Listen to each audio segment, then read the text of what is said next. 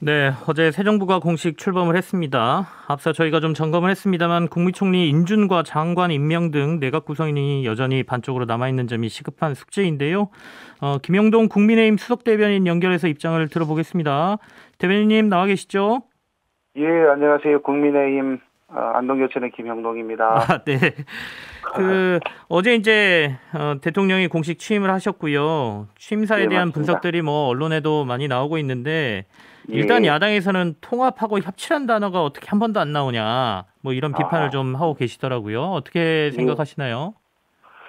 통합 협치보다 자유란 말이 좀 상당히 많다 이런 언론 기사도 봤습니다. 그런데 통합이라는 것은 국민 통합, 그다음에 협치라는 것은 어떤 당연한 명제 아니겠습니까? 네, 그리고 그동안에 우리 윤석열 대통령께서 후보자 시절 또는 인수위 시절 강조했던 부분이 민주당하고 정치적으로 협치하겠다. 그리고 민주당 내 좋은 정치인들과 함께하겠다는 말씀을 꾸준히 해오셨습니다. 네네, 그리고 인수위 구성 보면은 지방 균형 발전과 그리고 통합에 대한 메시지를 강력하게 담아서 인수위를 구성해서 운영해 왔기 때문에 오히려 제한된 시간에서 가장 했던 부분, 노력했던 부분에 더해서 네, 어떤 대한민국의 자유민주주의와 법치주의 기본 질서 그리고 대한민국 국민들 모두가 진정한 자유를 누릴 수 있는 어떤 방향 이 부분을 더 강조했던 거 아닌가 싶습니다. 네. 통합과 협치에 대한 부분은 당연한 명제다, 주제다 이렇게 보셔도 좋을 것 같습니다. 너무 당연해서 굳이 언급을 안 해도 된다. 뭐 이런 말씀으로도 들리긴 예, 하는데요. 그렇습니다. 예. 예, 그리고 이제 반지성주의라는 어제 그 대통령의 그 취임사에 나온 단어를 해석하는데 의견들이 좀 분분합니다. 이걸 예. 저희가 어떻게 해석하고 받아들여야 될까요? 또 용어도 이게 미국 사학자 테더의 어떤 60년대에 쓰던 용어를 끌어오셨던 것 같은데요. 네네. 우리 사회가 아마 어떻게 보면은 너무 갈라져 있다. 그리고 나는 옳고 너는 틀리다. 네 편 내 편 나누어서 흔히 말하는 진영 싸움으로 모든 문제가 그러니까 옳고 그름에 대한 부분이 객관적 기준이 없고 편으로 나뉘어서 사회적 갈등이 계속되는 부분에 대해서 아마 역사학자의 어떤 사회를 바라보는 기준을 우리 사회에 끌어와서 한번 우리 사회가 어떻게 하면 네. 갈등을 극복하고 다시 한번 통합으로 가느냐라는 데 대한 나름의 대통령께서 분석하고 길을 제안하신 거 아닌가 싶습니다. 우리가 지금 갈라져 있는 상황에 대한 분석을 날카롭게 시도했다라고 보시면 될까 싶습니다. 알겠습니다. 예, 이제 인사청문회가 거의 막바지인데요. 현재까지 예. 인사청문회 총평을 좀 해주신다면 우리 대변인님은 어떻게 보고 계시나요? 저는 이런 표현을 잘 안 쓰는데요. 네네. 한 방이 없었다 이런 표현은 잘 쓰기 쉽지 않은데 네. 실제로 우리가 야당할 때 어떤 지난 문재인 정부가 추천한 공직 후보자 내지 장관 후보자에 대해서 청문회 했을 때하고 저희가 입장을 바꿔서 표현이 그렇습니다. 방안의 입장에서 봤을 때 왜 저런 공격을 할까라는 좀 생떼를 쓰거나 가끔은 사실과 다른 내용 또 죄송한 말씀이기도 합니다만 어떤 네. 팩트 체크가 안 돼서 국민들이 좀 황당하게 생각하는 그런 내용들에 대해서 무조건적으로 후보자 안 된다라는 식으로만 접근하는 것이 좀 안타까워 보였습니다. 지금 말씀하시는 거는 팩트 체크가 안 되는 거라는 거는 한동훈 후보자 청문회를 염두에 두고 하시는 예, 말씀인가요? 저는 공교롭게도 한동훈 인사청문회 그저께도 들어갔었고요. 네네네. 또 이상민 후보자, 행안부 장관 후보자 청문회도 들어갔었습니다. 그런데 기본적인 사실관계, 이모 교수가 이모 교수라든지 또 한 모모가 어떤 특정 기업을 분명히 지칭하고 있음에도 불구하고 일방적으로 한 후보자의 따님이나 그 관계인이 관여돼 있다든지 이런 것들로 몰고 가는 걸 보고 국민들 다 보셨겠습니다만은 좀 허탈해했다 많은 국민들이 그러지 않았나 싶습니다. 예. 뭐 앞서 한 방이 없었다 뭐 이렇게도 말씀하셨고 뭐 예. 평가회 중에 뭐 이번 인사청문회에서는 민주당이 완패했다 뭐 이런 얘기도 있는데요. 민주당 쪽에서는 한동훈 후보자가 자료 제출을 제대로 안 하고 사면 질의에 대한 답변 기한을 지키지 않아서 청문회 준비를 할 수가 없었다. 또 이렇게 얘기도 하거든요. 여기에 대해서는 어떻게 그거는 생각하세요?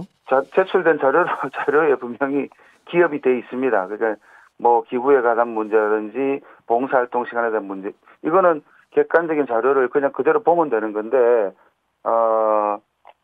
어떤 특정한 목적을 놓고 봤을 때 객관적 사실이 제대로 보이지 않는 네. 그런 상황 아니었나. 그냥 의도적 고피 아닌가 그렇게 보입니다. 그거는 제출된 자료가 있고 없고의 문제하고는 별론인 것 같습니다. 그리고 자료 제출 관련돼서도 한마디 말씀을 드리면은 본인이 제출해야 되는 부분에 대해서는 단 하나라도 빠짐없이 다 제출했습니다. 다시 말해서 법에 정해진 인사청문회법 내지 그동안의 관례에 비추었을 때 어떤 부분이 부족한지에 대해서 명확하게 얘기를 하지 못하고 있습니다. 만약에 본인이 반드시 제출해야 될 내역을 제출하지 않는 경우라면은 청문회 내지 관계법 위반이 되는 것이죠. 그런 문제가 아니고 제출된 자료를 의도적으로 왜곡하거나 네. 본인들의 유리하게 선회하는 그런 경우가 꽤 많았다라는 말씀을 드립니다. 민주당은 여전히 그 한동훈 후보자가 부적격 인사다 이렇게 얘기를 하고 있는데요.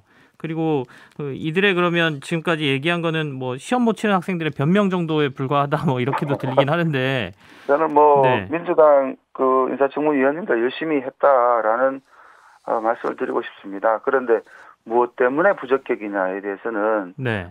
알기 어렵습니다. 그리고 저희가 무려 17시간 넘게 인사청문회를 새벽 3시 반까지 했지 않습니까? 그러면 부적격이라면 부적격한 이 원인을 인사청문 보고서에 직접 부기를 해서 채택을 하는 것이 국민에 대한 도리지 만연히 그냥 뭉개고 간다 그럴까요? 이런 상황은 참 국민들이 새 정부 출범을 보고 바라는 우리 국회의 모습은 아니지 않는가라는 생각을 해봅니다. 자, 그러면 이제 또 다른 분이 계시잖아요. 정호영 보건복지부 장관 후보자 임명에 대한 예. 당내 기류는 지금 어떻고 이거 이대로 임명해도 된다 이렇게 보고 계시나요? 뭐 당내 기류는 다양합니다. 네. 뭐 국민 눈높이에 맞느냐 안 맞느냐라고 본다 그러면 좀 맞지 않다. 그 정도는 괜찮지 않느냐 이렇게 의견이 나뉘는 것 같은데요. 제가 좀 지적하고 싶은 부분은 이런 겁니다. 인사청문회 전과 후 국민들이 생각했던 정호영 후보자에 대한 생각은 분명히 바뀌었다고 봅니다.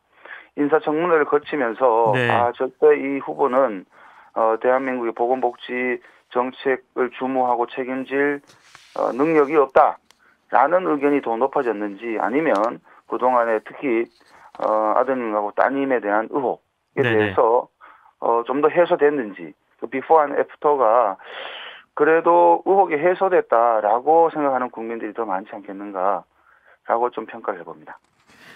일단은 능력보다는 자격에 대해서 국민들의 눈높이가 조금 더 높아진 거 아닌가 싶기도 한데요. 제가 네. 좀 전에 결정을 내리거나 어떤 판단은 유보하고 네네. 단 인사청문회를 거치면서 그동안에 의혹이 됐던 부분에 대해서 꽤 해소됐다. 물론 그 결과물을 가지고 장관을 할 수 있느냐 할 수 없느냐라는 네. 건 변론을 하고 인사청문회를 거치면서 제기됐던 의혹들이 꽤 많이 해소되지 않았느냐라는 말씀을 드리는 겁니다.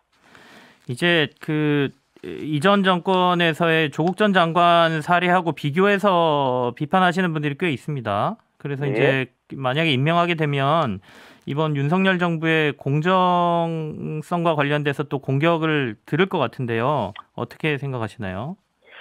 저 특정 인물을 자꾸 언급하는 거는 그다지 바람직하지 않습니다만은 네네. 조국 전 장관하고 비슷하다고 아니면 똑같다라고 얘기할 수 있는 부분이 어떤 부분인지 저희가 한동훈 인사청문회에서 계속 얘기를 했었습니다.